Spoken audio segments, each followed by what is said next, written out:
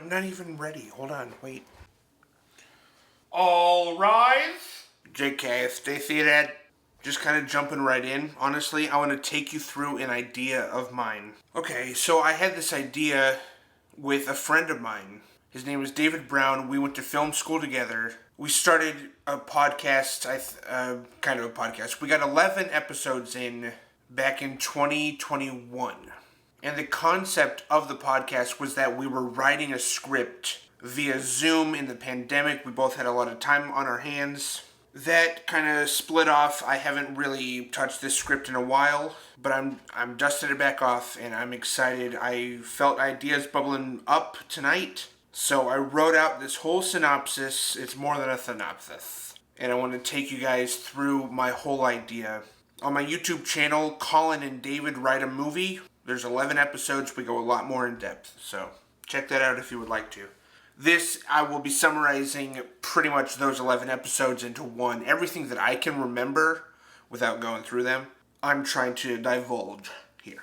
This is a thriller. So, really starting at the beginning. The Executioners, 1957.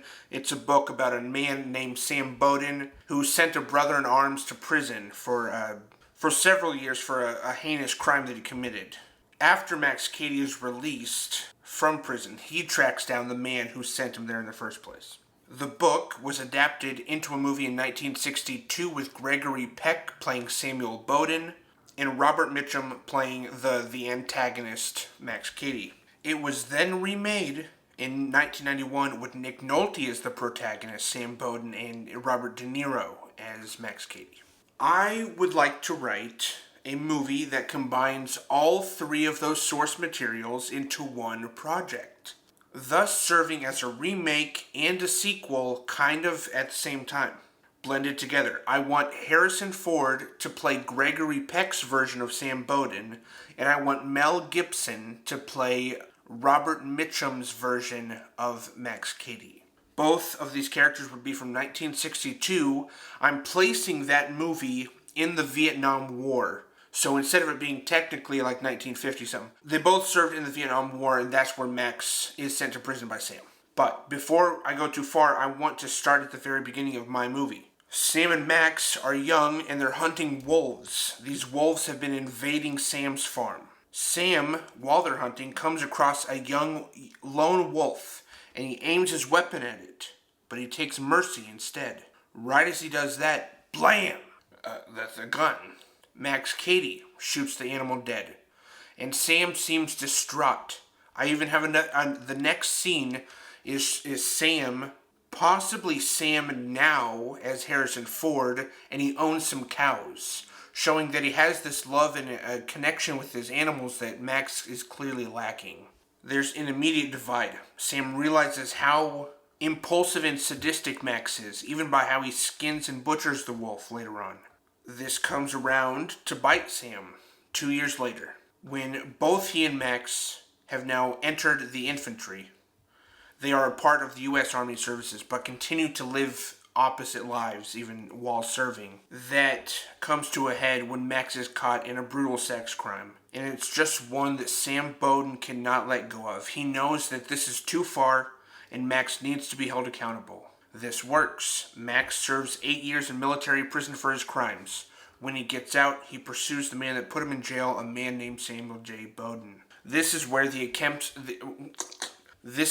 events of Cape Fear will take place. In 1980s, I'm saying Cape Fear would take place not in the 60s, not in the 90s. This would be 80s. Specifically, the events at the end, spoiler warning, from the movie from 1962 and the book. Because in 1991, that version, Max dies at the end. Spoiler. I'm so sorry. 62 and 57, he doesn't. He just goes back to prison. My story would be when he gets out of prison that second time.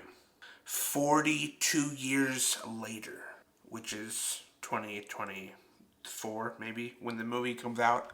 Probably not. Probably like 2026.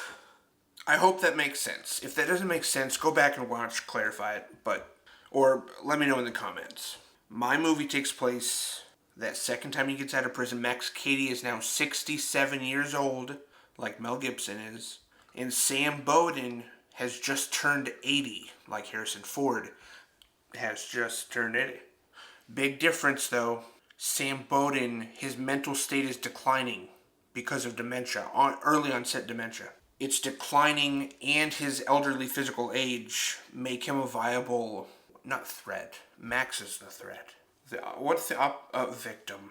Max has served a total of 42 years in prison. Oh, a total of 42 years. Okay, so the math was off there. 8 years and then 34, and then that makes 42.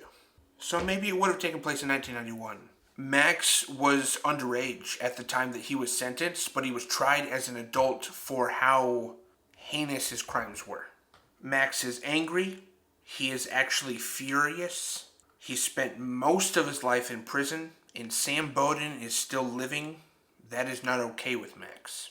He is now going to wreak total havoc on Sam Bowden's life without a care in the world of Sam's declining mental stability or his age. He doesn't care. He knows how to be on guard.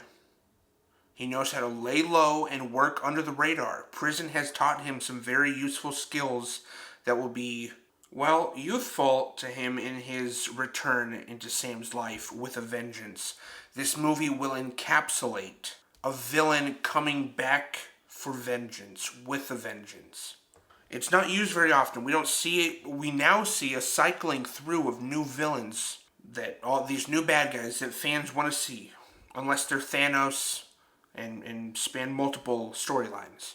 This is Max knowing that this is probably the end of his life, but he'll be damned if it's not the end of Sam Bowden's life too. Somewhere along the way, Max acquires a semi-truck. Not just any semi-truck. This might be a Tesla semi-truck, or maybe not. But I can see the old school with the new technology being a really interesting hurdle for Max to overcome. Because he's going to need some challenges too. So, okay, a Tesla semi can go 0 to 60 in seconds. It's a semi.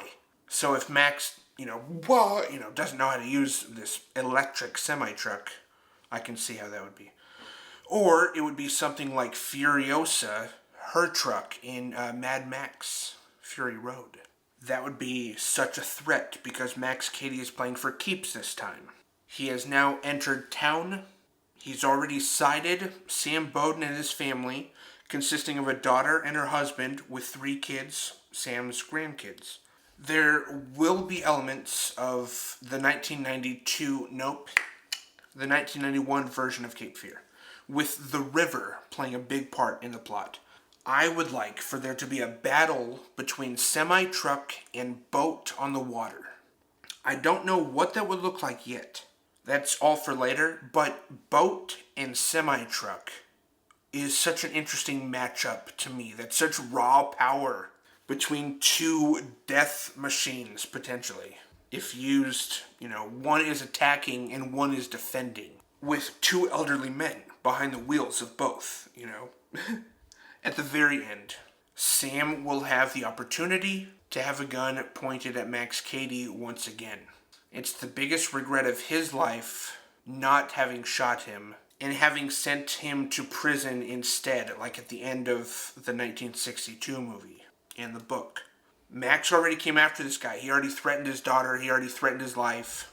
This also harkens back to the very beginning when he can't shoot the young lone wolf. He sees Max as the same thing. That's why he couldn't shoot him in 1962, or not that year, regard the year that I said, but he can't shoot him when he comes and threatens him. This time, he does pull the trigger. He needs to know that Max is never going to come back. He's never a threat again. Sam can live the rest of the little time he has left in his cognizant mind. He can live that in peace, knowing that Sam is not only in prison because prison was not enough. He needed to be dead for Sam to fully, I think, rest.